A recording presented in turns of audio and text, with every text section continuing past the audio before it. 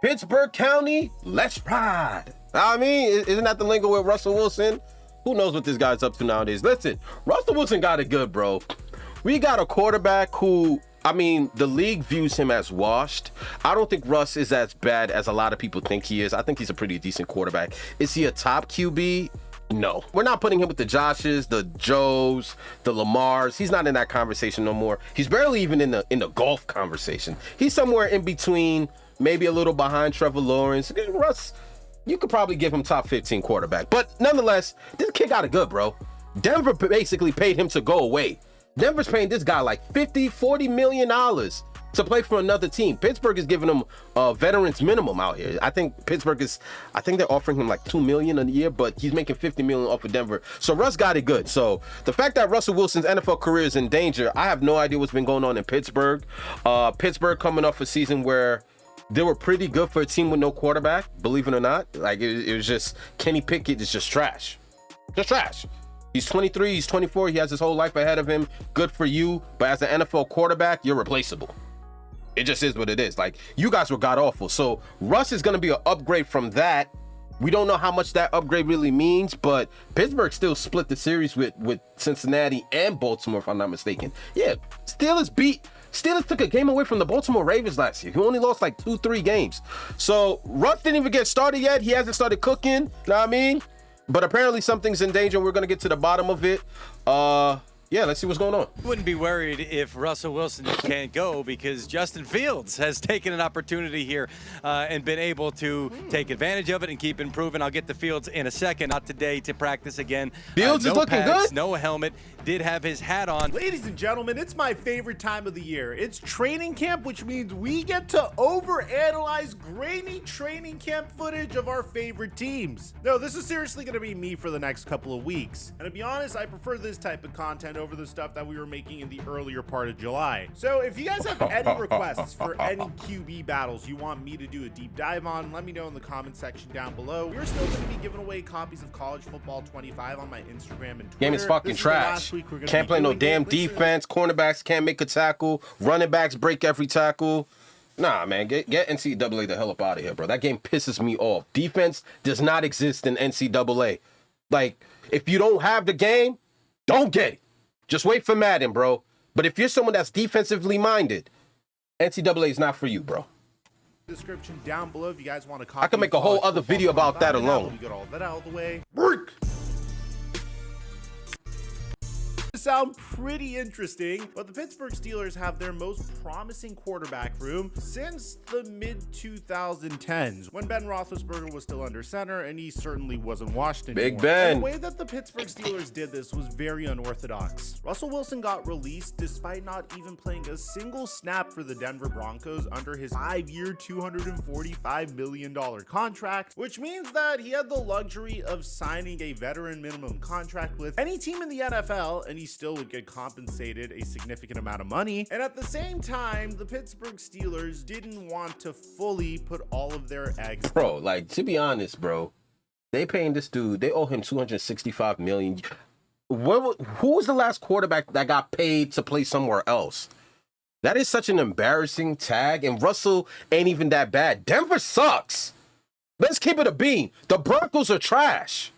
No play action, no running game whatsoever. Who's their running back? No O-line. Russ did the best he could with chopsticks and glue. They were trash. I'm sorry, the offensive play calling was despicable. Russ could have been better, but his stats to end the year wasn't even awful. It wasn't even at some point it rivaled Mahomes. They had similar completion ratings, touchdown passes to Enzo's. Russ wasn't even that bad. You know, you just cringe. Russ is fucking cringe. He's the Carlton Banks of quarterbacks, and they treated him exactly how they would have treated Carlton Banks or the Fresh Prince. We'll pay you to dance somewhere else. You know what I'm saying? That's essentially what it is. The Russell Wilson basket. So they traded a 6th-round pick for Justin Fields, who in my opinion has been very solid for the Chicago Bears, but clearly could work on some of his mechanics and honestly has the potential to develop into a really solid quarterback in the league if he's brought along a little bit more slowly. But at the same time, people believe that Justin Fields is ready to start right away. Regardless, Pittsburgh Steelers are very excited about their quarterback room. I mean, just listen to what Broderick Jones had to say about it. Both of those guys are like really competitive. You know, it's no secret. Both of them are fighting for a starting job. But I feel like Justin being able to be with Russ, you know, and Russ been doing it, that he's been doing it for so long. And, you know, just Justin being still a young, raw player and learning from an older vet like that, I feel like it'll help him in the long run. I feel like his skill level will go to the next level. So, you know, just made the best man win. You know, both are really good guys, you know. I love them both. I spend time with both of them, so. Now this brought us to one of our most entertaining training camp battles in the entire NFL. Because Justin Fields isn't a terrible quarterback by any means, the Chicago Bears just got a remarkable opportunity to upgrade. At the very minimum, they got to reset the clock with their quarterback contract with Caleb Williams. And I don't think that was anything against Justin Fields. It's just when you could get a quarterback that is going to be an even better quarterback, or at least we presume and he's gonna be a cheaper better quarterback who has a higher ceiling potentially, but at the very minimum, Chicago's definitely doing their thing. Chicago played this the right way, bro. We saw what the hell's going on with Carolina. Carolina gave up on the idea of Caleb Williams, but again, you're getting a quarterback that's cheaper. You don't have to extend him for another 3-4 years, and he's better than Justin Fields. No brainer. will get you 5 years at an undervalued contract. It just swings your Super Bowl window wide open. So I can't really blame the Chicago Bears for the decision that they made. And I don't think that's a reflection on Justin Fields as a quarterback. It was just an opportunity that the Bears just couldn't pass up. Russell Wilson's situation's a little bit more unique. I mean, I like to liken Russell Wilson's situation more to Carson Wentz's final year with the Indianapolis Colts. Because if you guys remember, in that season, Carson Wentz statistically wasn't a bad player at all. In 2021, Wentz threw for 27 touchdowns, 7 interceptions, over 3,500 passing yards. The problem was, situationally, he was not the greatest quarterback. Obviously, the final game of the season for the Indianapolis Colts was crazy. Essentially a playoff game. You had to beat the worst team in the NFL, and you get to play in the playoffs. And Carson Wentz choked in that game. Eventually, he would get traded to Washington, and now he's a backup for Patrick Mahomes. In the case of Russell Wilson, it's very difficult to grade him because that's a good in year comparison. one, he had Great comparison. Nathaniel Hackett as a head coach. And if you guys remember how disastrous that was, fans literally had to count down the play clock in order to help the Denver Broncos. With the fans counting down the play clock, Wilson stumbles. Well, last year, the Denver Broncos got Sean Payton in order to save Russell Wilson, and it kind of worked, to be honest. Russell Wilson started cooking again. He had a That's terrible. 66.4% completion percentage. He threw for over... Bro, look at these stats. 26 touchdowns, 8 picks. You know what I mean? If this ain't, like, you look at the record, 7 and 8, 66, like 66% completion percent. Like Patrick was like at like 65, if I'm not mistaken. I don't think Patrick was much higher than this. These aren't bad stats. They're not 3,000 passing yards, 26 touchdowns, and 8 But situationally, he wasn't terrible by any means. I mean, the Denver Broncos had a 7-8 record with him under center before Sean Payton decided to bench him completely. And there was a huge question why Sean Payton would do that. It seemed like from the very beginning, Sean Payton had it out for Russell Wilson. I personally am of the belief that Sean Payton wanted to bring on his own guy, and he felt like Bo Nix may be the next coming of Drew Brees. So I'm assuming that's the main reason why Denver Broncos decided to cut Russell Wilson. Now, this brings on a $53 million cap hit for Russell Wilson this season. It counts for 20.5% of the salary cap for the Broncos, and you could expect the Broncos not to be super competitive this year as a result of it. But in the case of the Pittsburgh Steelers, we have this very unique situation where the 14-year-old veteran Russell Wilson is going up against Justin Fields, who is going into his 4th season. Now, coming into training camp, the presumed starter was going to be Russell Wilson all along. And the philosophy was that now that Russell Wilson has a competent head coach in Mike Tomlin, solid wide receivers and tight ends like George Pickens, Mike, you're my guy. a solid rushing attack with Jalen Warren and Najee Harris. I mean, Najee Harris kinda. I mean, let's just say Jalen Warren. And who could forget the Pittsburgh Steelers' greatest strength? This team Defense. is one of the best defensive teams in the NFL when they're fully healthy, boasting stars like TJ Watt, Cameron Hayward, Minkah Fitzpatrick, and in the offseason, they went ahead and poached Patrick Queen from their division rival Baltimore Ravens. Russell Wilson is in the situation to potentially lead this team to the playoffs, and the Pittsburgh Steelers are in a situation to shock a lot of teams, although they're in the most competitive division in football. You saw what happened to the AFC NFC North last year. The Pittsburgh Steelers are going to have to compete with the Cleveland Browns, Baltimore Ravens, and the Cincinnati Bengals to either win the division or for a wild card spot. But for Russell Wilson, his season hasn't started in the way that he hoped. Russ apparently got injured during a sled push drill, which caused him to have a calf injury. Now, I don't know whose genius idea it was to have Russell Wilson doing sled push drills, but this caused a calf injury, and this threw a wrench in the plans of the Pittsburgh Steelers, at least for training camp. Taking mental reps, and he's trying to stay in it as much as he possibly can. But right now, not practicing. My understanding, going to get another evaluation tomorrow, and then they'll see where he can go from that. But I did mention Justin Fields, and my understanding is players and coaches around here feel like he's continuing to improving and taking the opportunity to get those reps that Russell Wilson isn't taking away from him. And I keep saying this, once we get to the preseason, we know what Justin Fields can do in a game. Even if it's not with his arm, it's with his legs. It's some sensational plays, and that could make this thing really interesting depending on how long it takes Russell Wilson to get back into action.